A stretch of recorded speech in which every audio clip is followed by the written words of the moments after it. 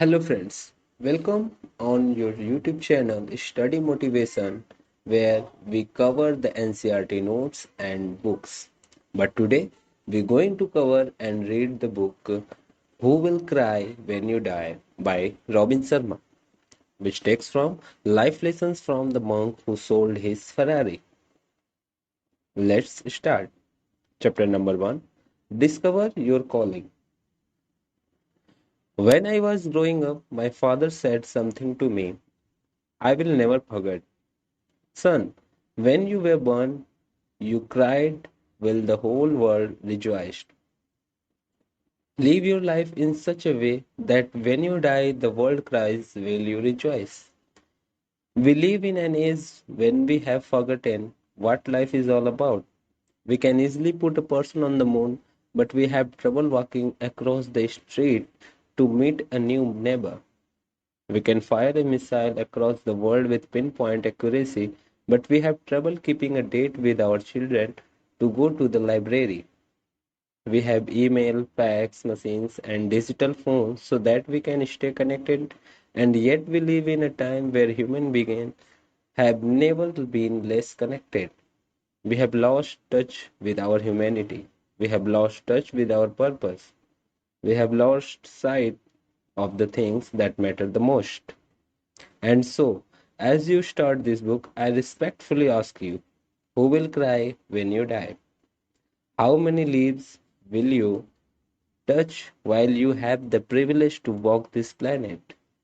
What impact will what impact will your life have on the generations that follow you?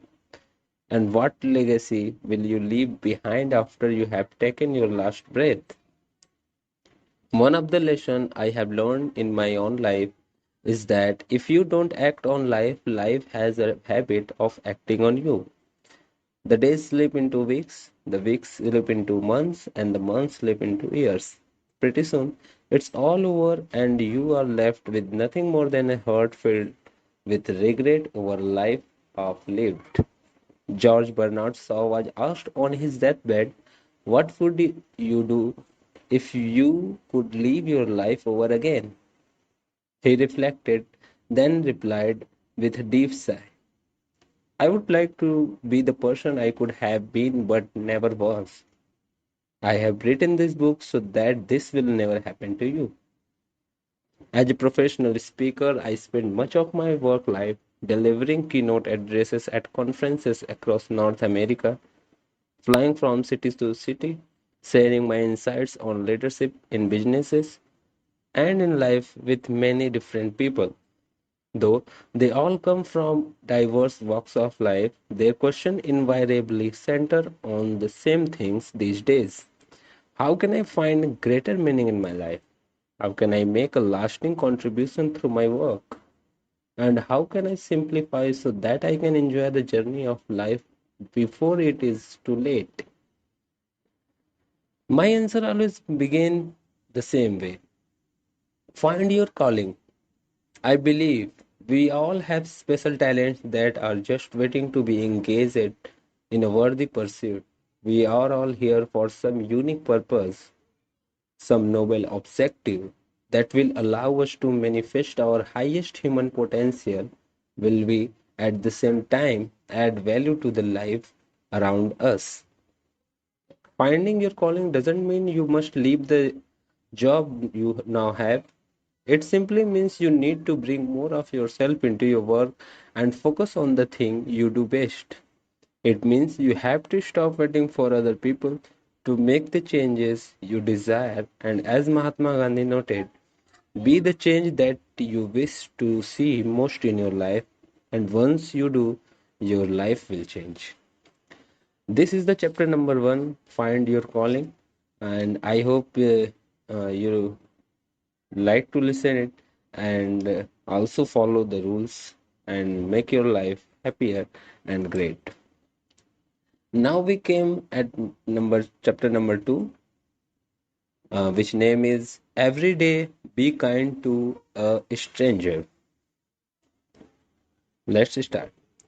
On his deathbed, Aldous Huxley reflected on his entire life's learning and then summed it up in seven simple words. Let us be kinder to one another.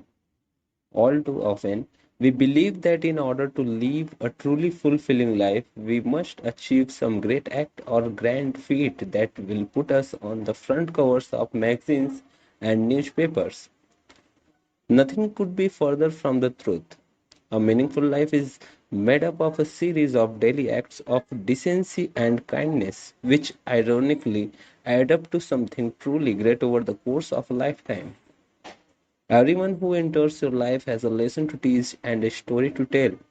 Every person you pass during the moments that make up your days represent an opportunity to show a little more of the compassion and courtesy that define your humanity.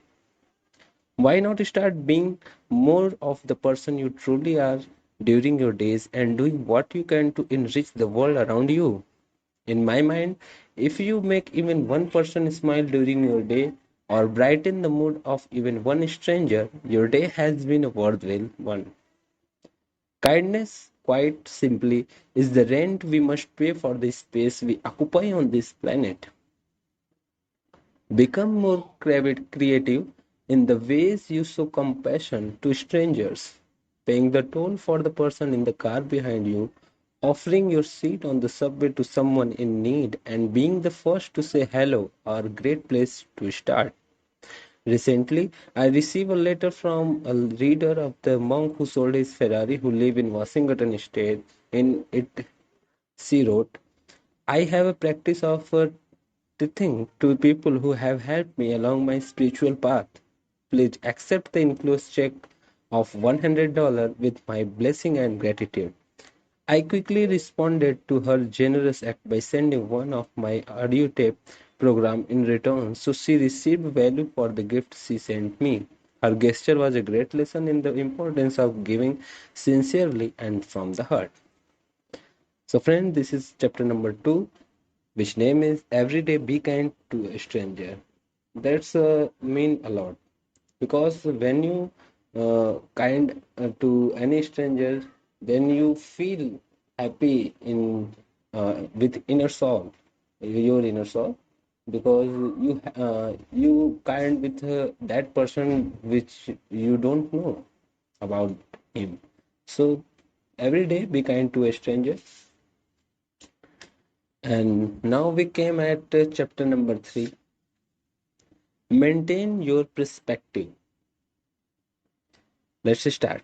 One day, according to an old story, a man with a serious illness was wheeled into a hospital room where another patient was resting on a bed next to the window.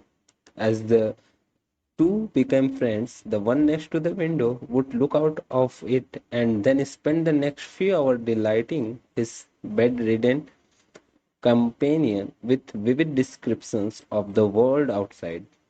Some days he would describe the beauty of the trees in the park across from the hospital and how the leaves danced in the wind. On other days, he would entertain his friend with step by step replays the things people were doing as they walked by the hospital. However, as time went on, the bedridden man grew frustrated at his inability to observe the wonders his friend described. Eventually, he grew to dislike him and then to hate him intensely. One night, during a particularly bad coughing fit, the patient next to the window stopped breathing. Rather than pressing the button for help, the other man chose to do nothing. The next morning, the patient who had given his friend so much happiness by recounting the sights outside the window was pronounced dead and wheeled out of the hospital room. The other man quickly asked that his bed be placed next to the window, a request that was complied with by the attending nurse. But as he looked out the window, he discovered something that made him sick. The window faced a stark brick wall. His former roommate had conjured up the incredible sight that he described in his imagination as a loving gesture to make the world of his friend a little bit better during a difficult time. He had acted out of selfless love. This story never fails never fails to create a shift in my own perspective when I think about it, to live happier, more fulfilled lives.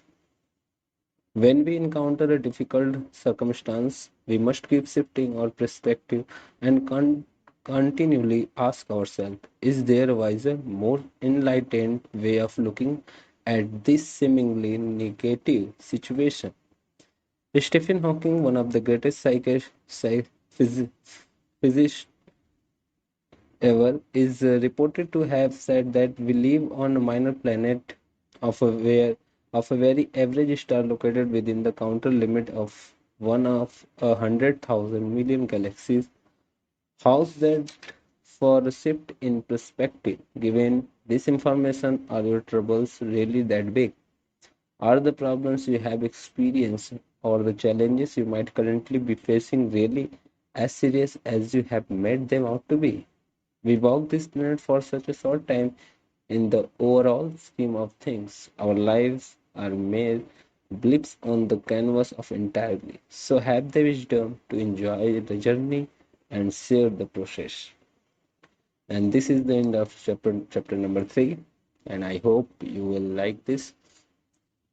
In the next video, we cover chapter number 4, 5, and 6. But till now, you read and listen this and also follow in your life and make your life happier and great. Thank you so much for listening. And yeah, share with your friend and like if you like this video. And if you're new on my channel, then please subscribe this. Now we end this and again came in the next video. Till then, bye bye. Take care.